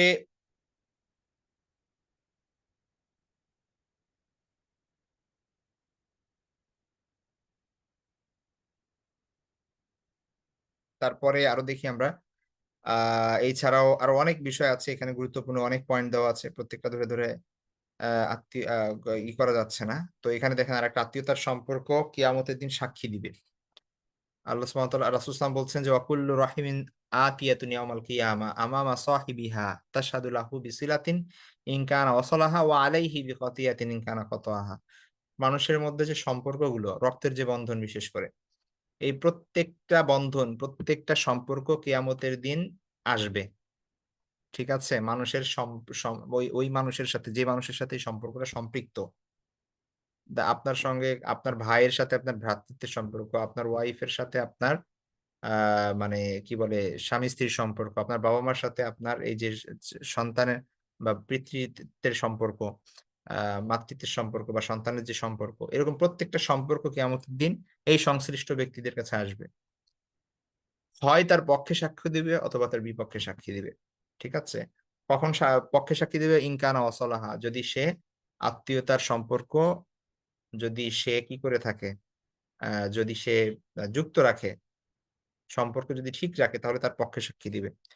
আর যদি ওয়া আলাইহি বিকাতিয়াতিন ইন কানাত কাতাআহা, আর ছিন্ন করে থাকে, তাহলে তার বিরুদ্ধে সাক্ষী দিবে। তো এটা আমরা এবার চিন্তা করি আমাদের প্রত্যেকটা সম্পর্কের ক্ষেত্রে যে কোন সম্পর্কগুলো আমাদের বিরুদ্ধে সাক্ষী দিতে পারে এবং পক্ষে সাক্ষী দিতে পারে। এগুলো আমাদের প্রত্যেকেরই বিচার বিশ্লেষণ করে সেই অনুযায়ী চলা উচিত। জান্নাতে প্রবেশ করার মাধ্যম একটা আত্মীয়তার সম্পর্ক রক্ষা করা। ঠিক আছে? তো আ তারপরে এটা একটু আগে তো সেই হাদিস গিয়েছে। আচ্ছা, তো অ্যা এখন হচ্ছে কথা হচ্ছে যে আত্মীয়তার সম্পর্ক বৃদ্ধির কতিপয় উপায়। আ কি উপায়ে আমরা আত্মীয়তার সম্পর্ক রক্ষা করতে পারি? মানে আত্মীয়তার সম্পর্ক রক্ষা বলতে আসলে কি বোঝায়? ঠিক আছে? প্রতিদিন তার সাথে কথা বলতে হবে, প্রতিদিন আসা যাওয়া করতে, এরকম কিছু বিষয় মানে কি রুল আছে নাকি ইসলামে? তো প্রথমত এখানে আসলে এক্সাক্টলি ওরকম কোনো বিষয় না। যে আপনার আত্মীয়স্বজনের সঙ্গে আপনার প্রতিদিন কথা বলতে হবে, প্রতিদিন দেখা সাক্ষাৎ করতে হবে, এরকম কোনো কিছু না। বেসিক যে জিনিসগুলো সাধারণত মানুষ যে জিনিসগুলো করে একটা কালচারে, একটা সমাজে, সেই অনুযায়ী তাদের সাথে ভালো ব্যবহার করতে হবে। ঠিক আছে? এবং সম্পর্ক নষ্ট না হয় সেই জিনিসগুলো মানে সেই জিনিসগুলো এভয়েড করতে হবে। এখন নষ্ট কিভাবে হয়? সেই জিনিসগুলো আ আমরা বলতে পারি, মানে যদি আমরা একটু চিন্তা ভাবনা করি আমরা বুঝতে পারবো। ছিন্ন করার অর্থ কি? ঠিক আছে? ছিন্ন করার অর্থ হচ্ছে, ধরেন আপনার একটা বাসায় একটা অনুষ্ঠান হলো, তাই না? এখন আপনি সবাইকে দাওয়াত দিলেন, একজনকে দাওয়াত দিলেন না। তাইলে এখানে বোঝা যাচ্ছে যে কোনো একটা সমস্যা তো আছে। বা একটা মানুষ অসুস্থ। স্বাভাবিকভাবে আত্মীয়স্বজনকে অসুস্থ হলে তো মানুষ খোঁজ খবর নাই। কিন্তু আপনি দেখা যাচ্ছে যে পার্টিকুলার একজন ব্যক্তিকে এভয়েড করছেন বা তার অসুস্থ হইলেও আপনি খোঁজ খবর নিচ্ছেন না। বা আপনি জানেন যে আপনার এই আত্মীয়স্বজন সে অনাহারে থাকে বা কষ্টে থাকে। তার সন্তানাদি নিয়ে সে খুব অসহায় অবস্থায় আছে। আপনার সামর্থ্য থাকা সত্ত্বেও আপনি হেল্প করছেন না। বিভিন্নভাবে হতে পারে সেই জিনিসটা, হ্যাঁ? তো আ এখন আমরা এই জিনিসগুলো এভয়েড করার জন্য যে জিনিসগুলো ফলো করতে পারি সেটা হচ্ছে যে, প্রথমত আ আত্মীয়তার সম্পর্ক রক্ষার গুরুত্ব সম্পর্কে আমাদের অবগত হওয়া। যখন আপনি জানবেন এই জিনিসটা যে এত গুরুত্বপূর্ণ, তখন আপনি সেটা মানার চেষ্টা করবেন। ঠিক আছে? ছিন্ন করার পরিণতি সম্পর্কে জানতে হবে, যেটা আমরা একটু পরে ইনশাআল্লাহ আলোচনা করব। আল্লাহর নিকট সাহায্য প্রার্থনা করতে হবে যে যেন প্রত্যেকটা সম্পর্ক আপনি যথাযথভাবে পালন রা স- বজায় রাখতে পারেন এবং আপনার দায়িত্ব যেন আপনি পালন করতে পারেন। ঠিক আছে? কোনো আত্মীয় স্বজন যদি আপনার সাথে দুর্ব্যবহার করে, সেটা ধৈর্যের সাথে মোকাবেলা করা, সুন্দরভাবে সেটা করা। এমন না যে ও আমার এটা বলছে আমি ওর এই করে দিব। ও আমার এটা করছে আমি ওকে এই করে দেব। এরকম তাহলে দেখা যাচ্ছে যে এটা প্রতিহিংসা এবং সৃষ্টি হবে সেখানে। সেটা কখনো ভালো দিকে যাবে না। তো এজন্য আ এজন্যে নিজের কষ্ট হলেও বা জাস্ট আ আল্লাহর দিকে তাকিয়ে, দ্বীনের দিকে তাকিয়ে, পরকালের দিকে তাকিয়ে আপনি তার সঙ্গে কেউ খারাপ আচরণ করলেও তাকে আপনি ক্ষমা করে দেওয়ার চেষ্টা করবেন এবং ভালো ব্যবহার করবেন। ঠিক আছে? কেউ যদি ভুল করে তারপরে যদি সে কোনো ওজর পেশ করে, কৈফিয়ত দেয় সেটা গ্রহণ করা। ঠিক আছে? তারপরে আমরা যে ইউসুফ আলাইহিস সালামের ঘটনা দেখি। ইউসুফ আলাইহিস সালামকে তার ভাইয়েরা কি করেছে? ঠিক আছে? কূপের মধ্যে ফেলে দিয়েছে। সারা জীবন ইউসুফ আলাইহিস সালাম তার বাবা-মা থেকে, তার পরিবার থেকে দূরে তাদের কারণে জেলে যেতে হয়েছে। কত কিছু হয়েছে, তাই না? কিন্তু শেষ পর্যন্ত তো তার ভাইদেরকে মানে তিনি মাফ করে দিয়েছেন। এবং তার ভাইরা যে লেম এক্সকিউজ দেখাচ্ছে, ঠিক আছে? বা বলতেছে, সেগুলো সব তিনি কৈফিয়ত গ্রহণ করছেন। তো এভাবে তাদেরকে ইউসুফ আলাইহিস সালাম যেভাবে তাদের কৈফিয়ত গ্রহণ করেছেন, তাদের ক্ষমা করে দিয়েছেন, আমাদের সেই পন্থা অবলম্বন করা উচিত। এবং এটা কখনোই আমাদের লস না। হ্যাঁ? কারণ হাদিসের মধ্যে এসেছে আল্লাহ সুবহানাহু ওয়া তাআলা বলছেন যে আল্লাহ রাসূল সাল্লাল্লাহু আলাইহি ওয়াসাল্লাম বলছেন যে, আ আমি যদি কোন ভাইকে ক্ষমা করে দেই তাহলে আল্লাহ সুবহানাহু ওয়া তাআলা আমাকে ক্ষমা করবেন। ঠিক আছে? তো আল্লাহ সুবহানাহু ওয়া তাআলা কোরআনের মধ্যে এটা বলছেন যে, তোমরা কি পছন্দ করো না যে আল্লাহ সুবহানাহু ওয়া তাআলা তোমাদের ক্ষমা করুন? তো আ এইজন্য কোনটা বেশি ইম্পোর্টেন্ট? আল্লাহর ক্ষমা পাওয়া নাকি কারো প্রতি রাগ হয়ে থাকা যে, না ওকে আমি ক্ষমা করব না। তো আপনি যদি ওকে ক্ষমা করেন, আপনিও আল্লাহর ক্ষমার আশা করতে পারেন। ঠিক আছে? এইজন্য যে যেই অপরাধ করুক না কেন, সে যদি ক্ষমা করার মানে সে যদি লজ্জিত হয় বা অনুতপ্ত হয়, তাকে ক্ষমা করে দেওয়া উচিত। আচ্ছা, তারপরে হচ্ছে বিনয়ী আচরণ করা, নম্র আচরণ করা, তাদের ভুল ত্রুটি উপেক্ষা করা, সাধ্যমতো তাদের জন্য ব্যয় করা। ঠিক আছে? এটা খুব ইম্পোর্টেন্ট। আপনি আত্মীয়স্বজনের জন্য যেটা ব্যয় করবেন, সেটাও সাদাকার সওয়াব পাবেন। পরিবারের জন্য যেটা ব্যয় করবেন, সেটার প্রত্যেকটা পয়সার বিনিময়ে আপনি সাদাকার সওয়াব পাবেন। সুতরাং এটা এটা ওই হিসেবে না দেখা যে ওদেরকে এত দিছি, এই দিছি, সেই করছি। ঠিক আছে? আপনি দেন এবং আল্লাহর জন্যই দেন এবং দিয়ে কখনো খোঁটা দিবেন না আপনি। ঠিক আছে?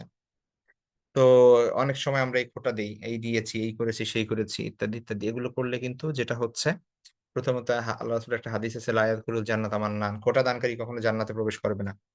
আর ২য় বিষয় হচ্ছে যে আপনি তো তাইলে সওয়াব থেকে সব বঞ্চিত হচ্ছেন। আ তো আপনি যদি এই উদ্দেশ্যে তাদেরকে দিয়ে থাকেন যে সেও আপনাকে দিবে। সেও আপনাকে আপনার সামনে মানে সে খুব ভদ্রভাবে বা হচ্ছে কি বলে নত হয়ে কথা বলবে। আ তো আপনাকে বড় মনে করবে বা মানুষ মনে করবে যে আপনি অনেক দাতা। তো এইসব নিয়ত থাকলে তখন কিন্তু আপনার এই দানটা যথার্থ হবে না। বা এই দেওয়ার আব কোনো আল্টিমেটলি কোনো ফায়দা পাবেন না আপনি। তারপরে স্বজনদের অল্প উপঢৌকনে তুষ্ট থাকা। ঠিক আছে? আপনার মেয়ের বিয়ে, আপনার ছেলের বিয়ে, একজন গিফট দিয়েছে।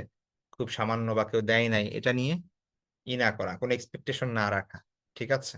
আপনি এমন অনেক কিছু দিয়েছেন কিন্তু সে অল্প দিয়েছে। এটা নিয়ে অনেক ধরনের এই ধরনের মন মানসিকতা না রাখা। তো তাদের অবস্থানের প্রতি লক্ষ্য রাখা, কে কোন অবস্থায় আছে খোঁজ খবর রাখা। ঠিক আছে?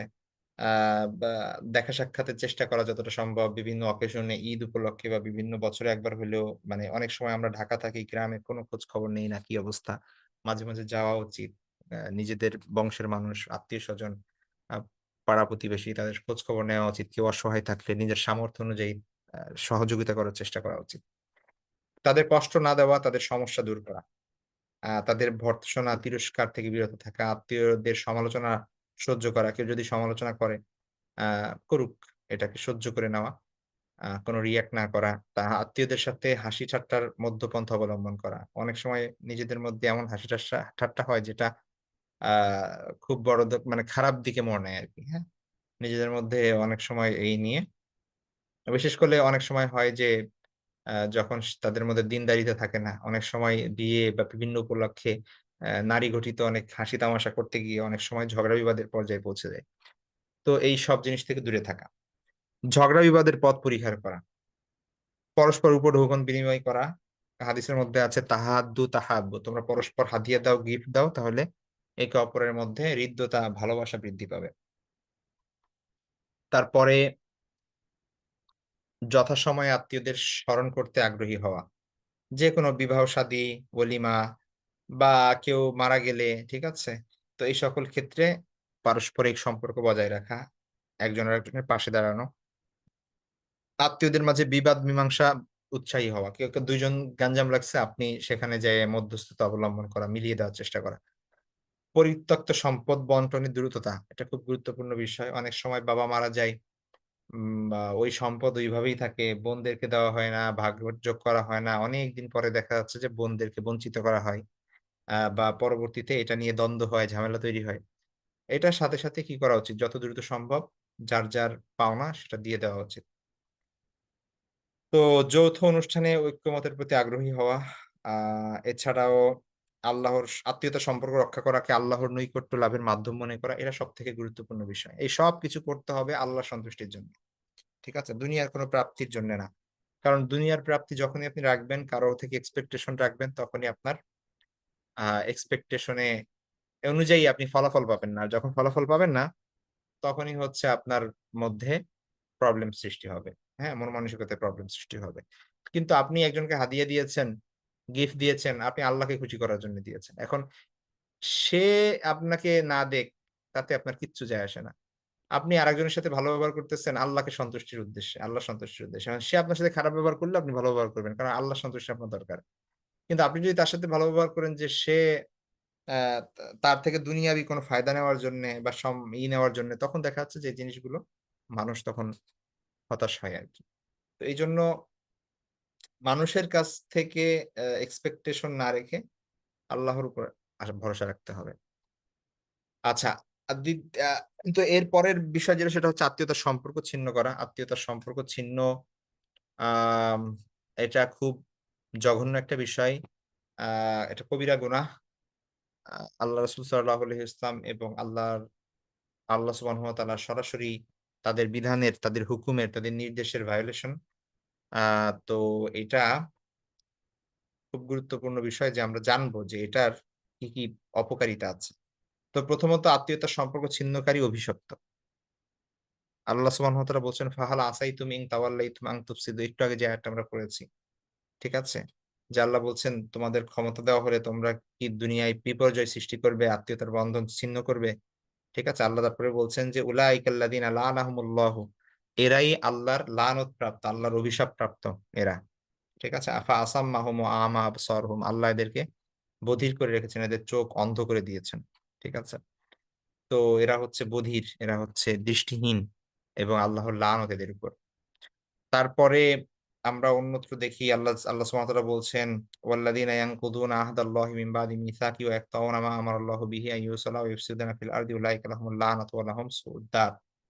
যারা আল্লাহর সাথে কৃত অঙ্গীকারে আবদ্ধ হওয়ার পর তা ভেঙে ফেলে এবং আল্লাহ সুবহানাহু ওয়া তাআলা যে সম্পর্ক রক্ষার কথা বলেছেন তাদেরকে, সেই সম্পর্ক যদি তারা নষ্ট করে ফেলে এবং দুনিয়ায় ফাসাদ সৃষ্টি করে, আল্লাহ বলছেন, "উলাইকা লাহুমুল লানা।"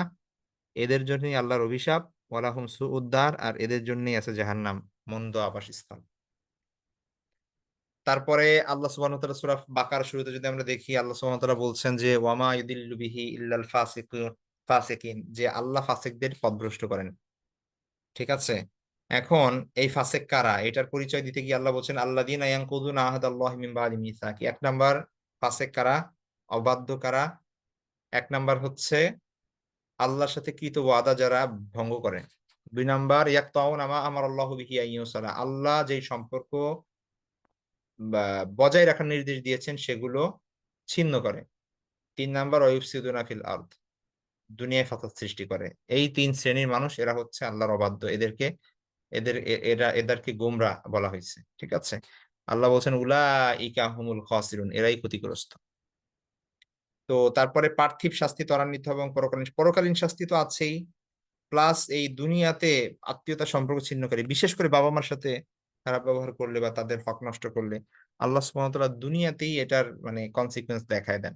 ঠিক আছে? কোন মানুষ মানে আমাদের আশেপাশে যদি আমরা একটু তাকাই, নিজেদের পরিমণ্ডলের দিকে একটু খেয়াল করলে বুঝবেন যে সন্তান তার পিতামাতার সাথে খারাপ ব্যবহার করেছে, অনেক কষ্ট দিয়েছে, তার শেষ পরিণতিটা কি হয় এটা আমাদের দেখা উচিত একটু। হ্যাঁ? তো এগুলো একটু দেখবেন যে তাদের পরিণতি খুব ভালো হয় না। ঠিক আছে? বৃদ্ধ বয়সে বা তাদের শেষ পর্যায়ে গিয়েও তাদের আরো বেশি করুণ পরিণতি ভোগ করতে হয়। তো এইটাই আল্লাহ সুবহানাহু ওয়া তাআলার মানে কি বলে এই দুনিয়ায় তাদেরকে দেখিয়ে দেন আল্লাহ সুবহানাহু ওয়া তাআলা তার শাস্তির একটা নমুনা। এবং পরকালে তো কঠিন শাস্তি আছেই। আল্লাহ সুবহানাহু ওয়া তাআলা বলছেন, রাসূল সাল্লাল্লাহু আলাইহি ওয়াসাল্লাম বলছেন, আবু বকর রাদিয়াল্লাহু আনহু বর্ণনা যে মা মিন দামবিন আজদারু আন ইউআজ্জিল আল্লাহু তাআলা লি সাহিবিহি আল উকুবা ফিদ দুনিয়া মা ইয়াদ্দাখিরু লাহু ফিল আখিরাহ মিসলুল বাগই ওয়া কাতিয়াতির রাহিম। আল্লাহ রাসূল সাল্লাল্লাহু আলাইহি ওয়াসাল্লাম বলছেন যে আল্লাহ তাআলা দুই ধরনের মানুষের কথা বলছেন এখানে, যে সবথেকে বেশি আল্লাহ সুবহানাহু ওয়া তাআলা পৃথিবীতে দ্রুত শাস্তি দেওয়ার ব্যাপারে এবং পরকালীন শাস্তি জমা রাখার ব্যাপারে এই ২ জনের উপরে আর কেউ নাই। ঠিক আছে? মানে এই ২ টা গুনার কথা বলা হয়েছে যে এই ২ টা অপরাধ, এমন অপরাধ যে আল্লাহ সুবহানাহু ওয়া তাআলা এই দুনিয়ায় শাস্তি দ্রুত দিয়ে দেন, আবার পরকালেও শাস্তি জমা রাখেন। ইয়াদ্দাখিরু মানে হচ্ছে যেটা গুদামজাত করা আরকি। মানে একদম জমা করে রাখা। একদম তাদের জন্য জাহান্নামের শাস্তি স্পেসিফিক্যালি জমা করে রাখা হয়েছে। আর এই দুনিয়াও শাস্তি দেওয়া হবে দ্রুত। ইউআজ্জিল মানে তাড়াহুড়া করে দেওয়া হবে। ১ নাম্বার হচ্ছে মিসলুল বাগি। ১ নাম্বার হচ্ছে বাগি। বাগিও মানে এখানে বিদ্রোহী। বিদ্রোহী বলতে মানে ন্যায়পরায়ণ শাসক বা ইসলামী খেলাফত খলিফার বিরুদ্ধে কেউ যদি অন্যায়ভাবে বিদ্রোহ করে, ঠিক আছে? ফাসাদ সৃষ্টি করে, এদের কথা বলা হয়েছে। আর হচ্ছে কতিয়াতির রহিম, আত্মীয়তার সম্পর্ক যে কি করে ক্ষুণ্ণ করে, ঠিক আছে? ছিন্ন করা। তো এই ২ টা গুনাহের কথা বলা হয়েছে যে পৃথিবীতে দ্রুত শাস্তি নেমে আসে এবং পরকালেও আপনার শাস্তি আল্লাহ জমা করে রাখেন। ঠিক আছে? তো এই জন্যে এটা খুব সিরিয়াস একটা বিষয়। আ আত্মীয়তার সম্পর্ক ছিন্নকারীর সাথে আল্লাহ সম্পর্ক ছিন্ন করেন। হাদিসের মধ্যে আছে যে আল্লাহ রাসূল সাল্লাল্লাহু আলাইহি ওয়াসাল্লাম বলেছেন, দীর্ঘ একটা হাদিস, আ যে সে হাদিসের মধ্যে যা এখানে বলা হয়েছে আবু হুরায়রা রাদিয়াল্লাহু আনহু থেকে বর্ণিত এখানে যে আ যা রেহেম মানে হচ্ছে আত্মীয়তার যে সম্পর্ক, সে আল্লাহ সুবহানাহু ওয়া তাআলা যখন সমস্ত পৃথিবী সৃষ্টি করেন তখন আ কামাতির রাহিম এই আত্মীয়তার সম্পর্ক সে দাঁড়ায়। ঠিক আছে? ফাআখাযাত হাকবির রহমানি, সে মানে এখানে রূপকভাবে বলা হয়েছে আল্লাহ সুবহানাহু ওয়া তাআলার কোমর ধরে। তো তখন আল্লাহ সুবহানাহু ওয়া তাআলা জিজ্ঞেস করেন যে তুমি কি চাও? ঠিক আছে? তো তখন সে বলল যে এটা হলো আত্মীয়তা ছিন্নকারী হতে তোমার কাছে আশ্রয় প্রার্থনার স্থান। ঠিক আছে? হাদা মাকামুল আইদি বিকা মিনাল কাতিয়া। ক্বালা আলা তারদাইনা আন আসিলা মান ওয়াসালাক। আল্লাহ তখন বলেন যে, "তুমি কি এতে সন্তুষ্ট নও যে, যে তোমার সাথে সম্পর্ক বজায় রাখবে, আমি তার সাথে সম্পর্ক বজায় রাখবো। আর যে তোমার সাথে সম্পর্ক ছিন্ন করবে, আমি তোমার সাথে সম্পর্ক ছিন্ন করব?" তখন এই আত্মীয়তার সম্পর্ক সে বলে, "জি হ্যাঁ, আ বালা ইয়া রব, হে আমার রব, হ্যাঁ।" ক্বালা ফাযাকি লাকি। আল্লাহ সুবহানাহু ওয়া তাআলা তখন তাকে বলেন যে, "ঠিক আছে, যাও, তোমার জন্য এটাই অবধারিত।" অর্থাৎ আ তো এই হাদিসের মধ্যে মানে এটাকে আত্মীয়তার সম্পর্ক, এটাকে একটা হিসেবে দেখানো হয়েছে যে আল্লাহ সুবহানাহু ওয়া তাআলা যখন পৃথিবীর সমস্ত সবকিছু সৃষ্টি করা শেষ করলেন, তখন এই আত্মীয়তার সম্পর্ক দাঁড়িয়ে আল্লাহর কাছে অনুনয় বিনয় করলেন আরকি। তখন আল্লাহ সুবহানাহু ওয়া তাআলা তাকে বললেন যে, "যে তোমার সাথে সম্পর্ক ছিন্ন করবে, আমিও তার সাথে সম্পর্ক ছিন্ন করব। যে তোমার সাথে সম্পর্ক রাখবে, আমিও তার সাথে সম্পর্ক রাখব।" তো মানে কিভাবে হাদিসটা বর্ণনা করা হয়েছে? মানে কতটা সিরিয়াসনেস এর সাথে এবং আ আ কি মানে কি ব্যা ঘটনা তুলে ধরা হয়েছে এখানে। এর দ্বারাই বুঝতে পারি যে এটার গুরুত্ব কত বেশি। আত্মীয়তার সম্পর্ক ছিন্নকারী জান্নাতে প্রবেশ করবে না। সরাসরি হাদিস আছে লা ইয়াদখুলুল জান্নাতা কাতিয়ুর রাহিম। অর্থাৎ আত্মীয়তার সম্পর্ক ছিন্নকারী জান্নাতে প্রবেশ করবে না। আল্লাহ রাসূল সাল্লাল্লাহু আলাইহি ওয়াসাল্লামের হাদিস।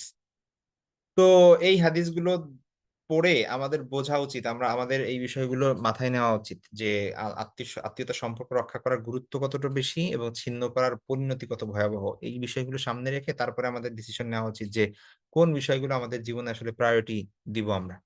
ঠিক আছে? ধন-সম্পদ, টাকা-পয়সা নাকি আত্মীয়তার সম্পর্ক। এখন এইজন্যে আত্মীয়তার সম্পর্ক রক্ষা করতে যদি কেউ খারাপ ব্যবহার করে করুক, কেউ আপনাকে যদি আ আপনার প্রাপ্য সম্মান না দেয়, না দেক। আপনি চিন্তা করবেন যে পরকাল এবং আল্লাহ।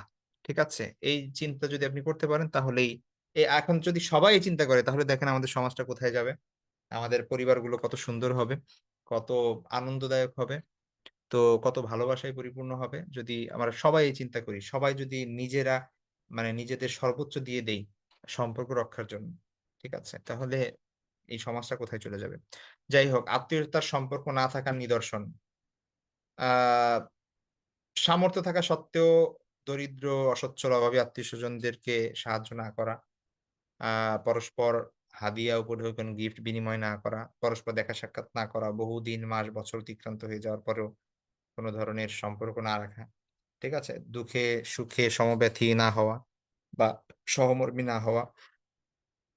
তো কেউ মারা গেলেও আপনি খোঁজ নেন না, কেউ অসুস্থ হলেও খোঁজ নেন না, কারো বিয়েতেও যান না, দাওয়াত দিলেও যান না। তো তার মানে হচ্ছে সম্পর্ক নাই। ঠিক আছে? তো এই ধরনের যে বিষয়গুলো। তো তারপরে নিজেদের কোনো আয়োজন হলে দাওয়াত দেন না বা খারাপ কথা, কাজ, অশোভন আচরণের মাধ্যমে কষ্ট দেওয়া হয়।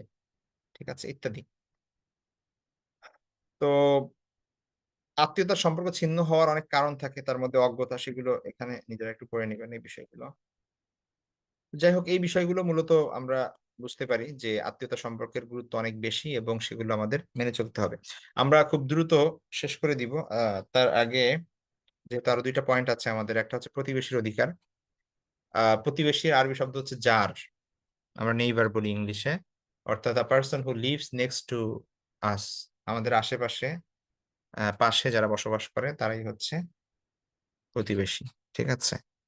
তো ইবনে মানজুর রাহিমাহুল্লাহ তাআলা তিনি বললেন, আল জারু ওয়া মান জাওয়ারাক জিওয়ারান শারঈয়ান সাওয়াআন কানা মুসলিমান আও কাফিরান বিররান আও ফাজিরান সাদিকান আও আদুওয়ান মুহসিনান আও মুসিআন নাফিয়ান আও দাররান করিবান আও আজনাবিয়ান বালাদিয়ান আও গারিবান। তিনি বলেন যে প্রতিবেশী হচ্ছে মানে আইনত যে তোমার পাশে অবস্থান করতেছে আরকি, হ্যাঁ? এখন চাই সে মুসলিম হোক, কাফের হোক, ভালো হোক, খারাপ হোক, বন্ধু হোক, শত্রু হোক, হ্যাঁ? তারপরে হচ্ছে আ উত্তম আচরণকারী হোক, কষ্টদায়ক হোক, উপকারী হোক, ক্ষতিকারী হোক, আ তারপরে হচ্ছে নিকটবর্তী হোক, মানে আত্মীয়তার দিক থেকে বা দূরবর্তী হোক, অচেনা হোক, হ্যাঁ? এই দেশী হোক, বিদেশী হোক, যে হোক না কেন, আশেপাশে যারা বসবাস করছে তো সেই গণ্ডির মধ্যে যারা অবস্থান করছে সবাই প্রতিবেশী। ঠিক আছে? এখন সেই সীমানাটা কতদূর? কেউ বলেন যে আ ৪ ঘর গ্রামের হিসাব করলে আরকি। ঠিক আছে? কেউ বলেন যে মানে ৪০ ঘর আরকি, মানে ডানে বামে অর্থাৎ পূর্ব পশ্চিম, উত্তর দক্ষিণ সব দিকে ৪০ ঘর পর্যন্ত। কেউ বলেন ৪ দিকের ১০ ঘর, টোটাল ৪০ ঘর।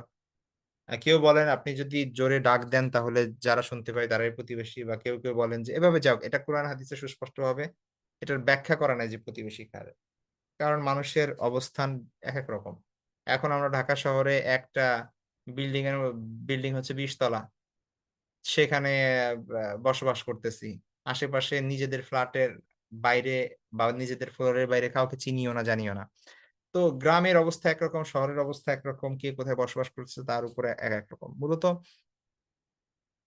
আ এটা ডিপেন্ড করছে যে আপনি কোথায় আছেন এবং আপনার আশেপাশে যারা আছে। ঠিক আছে? তো প্রতিনিয়ত হাঁটাচলা করতে গেলে, উঠা-নামা করতে গেলে যাদের সঙ্গে দেখা হচ্ছে, কথা হচ্ছে, অ্যা ঠিক আছে? মুখোমুখি হচ্ছেন, এরাই প্রতিবেশী। তো আ এ এ এটাকে বলা হয় প্রতিবেশী। তো প্রতিবেশীর অ্যা সাথে ভালো ব্যবহারের নির্দেশ দিয়েছেন আল্লাহ সুবহানাহু ওয়া তাআলা এবং আল্লাহর রাসূল। আ আল্লাহ রাসূল সাল্লাল্লাহু আলাইহি ওয়াসাল্লাম বলছেন, "মান কানা ইউমিনু বিল্লাহি ওয়াল ইয়াউমিল আখিরি ফালা ইউযি জারাহু।" একটা হাদিসে আছে যে কেউ যদি, যে ব্যক্তি আল্লাহ এবং আল্লাহর পরকালে বিশ্বাস করে, সে যেন তার প্রতিবেশীকে কষ্ট না দেয়। আরেকটা আছে আ মান কানা ইউমিনু বিল্লাহি ওয়াল ইয়াউমিল আখিরি ফালইউকরিম জারাহু। কেউ যদি আল্লাহ এবং পরকালকে বিশ্বাস করে, সে যেন আত্মীয়স্বজন সরি, প্রতিবেশীকে সম্মান করে। তো এরকম বিভিন্ন হাদিস আছে যেখানে আমরা দেখতে পারি যে হ্যাঁ, আরেকটা হাদিস বলি, সেটা হচ্ছে যে, লা ইয়াদখুলুল জান্নাতা মান কানা মান লা ইয়ামানু জারুহু বাওয়াইকাহু। যার অনিষ্ট থেকে তার প্রতিবেশী নিরাপদ না, সে ব্যক্তি জান্নাতে যাবে না। ঠিক আছে? তো এরকম বিভিন্ন হাদিসের মধ্যে আমরা দেখি যে আল্লাহ রাসূল সাল্লাল্লাহু আলাইহি ওয়াসাল্লাম এই ব্যাপারে খুব গুরুত্ব দিয়েছেন। ঠিক আছে? আরেকটা হাদিসের মধ্যে আল্লাহ রাসূল বলছেন, "ওয়াল্লাহি লা ইউমিনু, ওয়াল্লাহি লা ইউমিনু, ওয়াল্লাহি লা ইউমিনু।" আল্লাহর কসম ওই ব্যক্তি মুমিন না, আল্লাহর কসম ওই ব্যক্তি মুমিন না, আল্লাহর কসম ওই ব্যক্তি মুমিন না। সাহাবারা জিজ্ঞেস করলেন, "কোন ব্যক্তি ইয়া রাসূলুল্লাহ?" তখন আল্লাহ রাসূল বললেন যে, "আল জারু লা ইয়ামানু জারুহু বাওয়াইকাহু।" ওই প্রতিবেশী ওই ব্যক্তি যার আহ অনিশ্চয়তা থেকে তার প্রতিবেশী নিরাপদ না। ঠিক আছে। এবং আরেকটা হাদিসের মধ্যে আমরা পাই যে আল্লাহ রাসূল সাল্লাল্লাহু আলাইহি ওয়াসাল্লাম বলেছেন যে প্রতিবেশীর ব্যাপারে জিবরাইল আলাইহিস সালাম এত বেশি গুরুত্ব দিয়েছেন, এত বেশি গুরুত্ব দিয়েছেন যে রাসূল সাল্লাল্লাহু আলাইহি ওয়াসাল্লাম মানে মনে করে বসছেন যে প্রতিবেশীদেরকে হয়তো বা মিরাসের সম্পত্তি বা মৃত্যুর পরে যে পরিত্যক্ত সম্পত্তি সেখান থেকে হয়তো তাদেরকে ভাগ দিতে হবে। মানে এত বেশি গুরুত্ব দিয়েছেন আর কি। তো এই সব বিষয় হাদিসগুলো যদি আমরা সামনে রাখি, কোরআনের আয়াত সামনে রাখি, তাহলে এটার গুরুত্ব অনেক বেশি।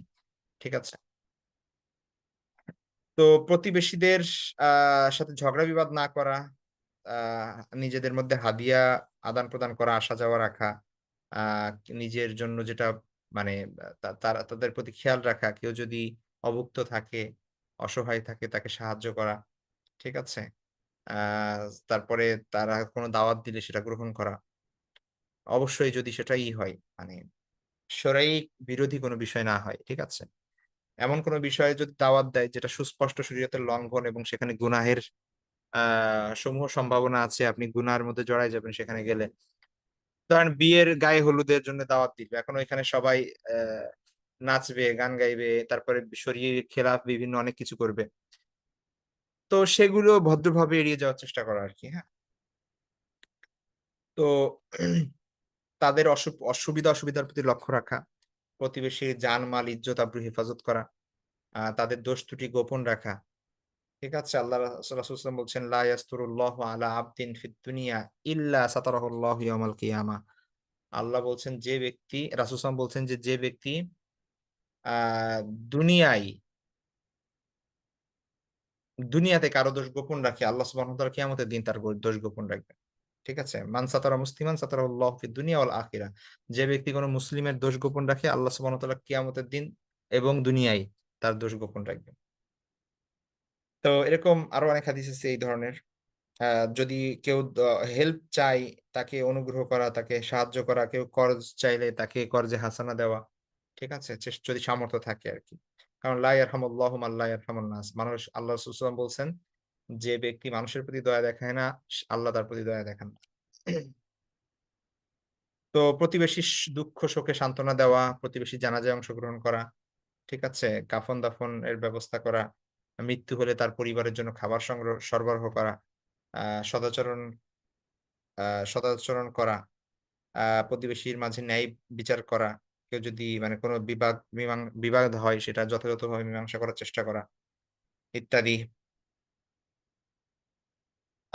আরেকটা বিষয় হচ্ছে সাধারণ মুসলমানের অধিকার। যে ব্যক্তি প্রতিবেশীও না, আ আত্মীয়স্বজনও না, সাধারণ মুসলমান। প্রত্যেক মুসলমান একে অপরের ৫ টি হক রয়েছে ইসলামে। ঠিক আছে? তো আল্লাহ রাসূল সাল্লাল্লাহু আলাইহি ওয়াসাল্লাম এর হাদিস আছে। তিনি বলছেন যে আবু হুরায়রা থেকে বর্ণিত।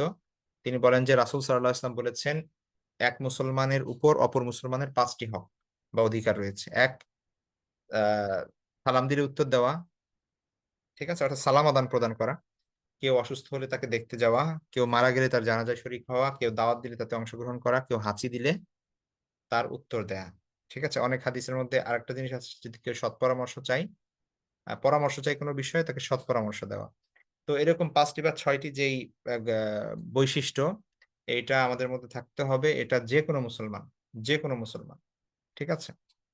আরেকটা আছে, আ আরেকটা হাদিস তো আমরা সবাই জানি যে আল মুসলিমু মান সালিমাল মুসলিমুনা মিন লিসানিহি ওয়া ইয়াদিহি। যে প্রকৃত মুসলমান হচ্ছে সেই ব্যক্তি যার হাত থেকে এবং জিহ্বা থেকে অন্য মুসলমানরা নিরাপদ। ঠিক আছে? অর্থাৎ সে কাউকে শারীরিকভাবে হোক বা মৌখিকভাবে হোক অন্য কোনো মুসলমানকে কষ্ট দেয় না। তো তার মানে কষ্ট তো দেওয়া যাবেই না। প্লাস হচ্ছে এই এক্সট্রা আ অধিকার প্রত্যেকের প্রতি প্রত্যেকেরই আছে। প্রত্যেকের উপর প্রত্যেকেরই আছে। দেখা দিয়ে হলে সালাম দিলে তার উত্তর দিতে হবে। অসুস্থ হলে দেখতে যেতে হবে। কেউ মারা গেলে তার জানাজায় শরীক হতে হবে। দাওয়াত দিলে তাতে অংশগ্রহণ করা এবং হাঁচি দিলে তার উত্তর দেওয়া। মানে হাঁচি দিলে কেউ যদি আলহামদুলিল্লাহ বলে তাহলে ইয়ারহামুকাল্লাহ বলা উত্তরে। তো এই বিষয়গুলো ইম্পোর্টেন্ট। আহ এই হচ্ছে আজকের ক্লাস। আল্লাহ আমাদের সকলকে এই বিষয়গুলো বোঝার এবং যথাযথভাবে আমল করার তৌফিক দান করুন। লেকচার শীট দেওয়া হলে আপনারা একটু পুরোটা ভালো করে পড়বেন আশা করি। তো আমাদের নেক্সট ক্লাস ইনশাআল্লাহ আবার যথা বা যথা নিয়ম অনুযায়ী সোমবার শুরু হবে। সবাই সঠিক সময় জয়েন করবেন ইনশাআল্লাহ। সে পর্যন্ত ভালো থাকবেন সবাই, দোয়া করবেন। আসসালামু আলাইকুম রহমতুল্লাহি ওয়া বারাকাতুহু।